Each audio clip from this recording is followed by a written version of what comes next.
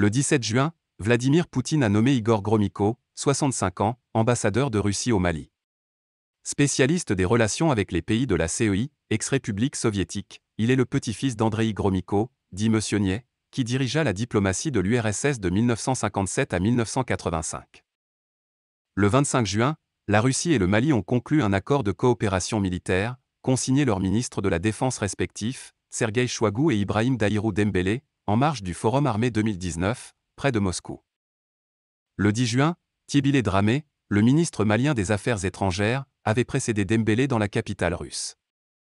À lire aussi, Mali, Tibile Dramé, un partisan du dialogue avec les djihadistes devenu ministre d'ouverture. Mali, ce qu'il faut retenir de la composition d'un gouvernement d'ouverture.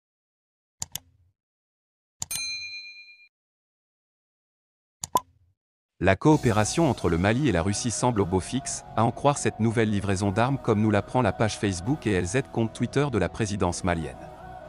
En effet, le chef d'état-major général des armées du Mali, le général de division Oumar Diarra a réceptionné ce lundi 18 avril 2022 au nom du ministre de la Défense et des anciens combattants, 2 hélicoptères de combat et des radars de surveillance.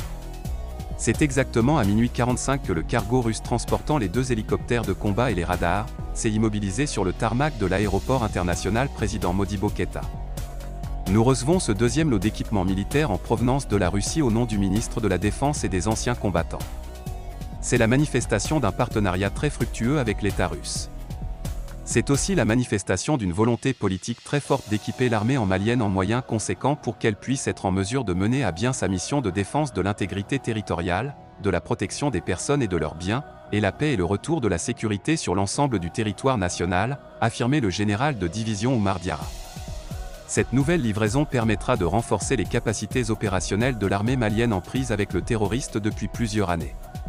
2 hélicoptères flambant neufs et des radars de surveillance de fabrication russe ont été réceptionnés, lundi, par le chef d'état-major général des armées du Mali, le général de division Oumar Diarra, a indiqué la présidence du Mali dans un communiqué.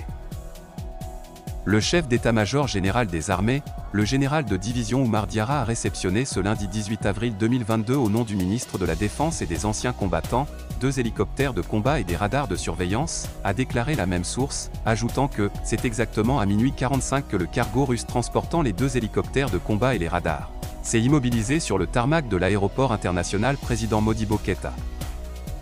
Nous recevons ce 2e lot d'équipements militaires en provenance de la Russie au nom du ministre de la Défense et des anciens combattants. C'est la manifestation d'un partenariat très fructueux avec l'État russe, s'est réjoui le général de division Oumar Diarra.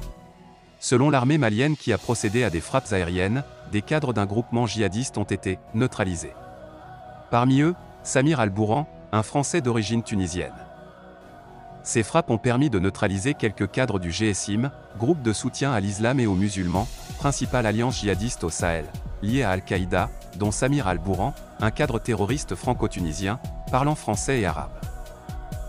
L'armée dit avoir agi, sur la base de renseignements techniques bien précis faisant état d'un regroupement de terroristes, venus selon elle, pour remonter le moral des combattants, du GSIM et leur apporter les soutiens financiers et logistiques tant attendus, après leur cuisant revers de Moura.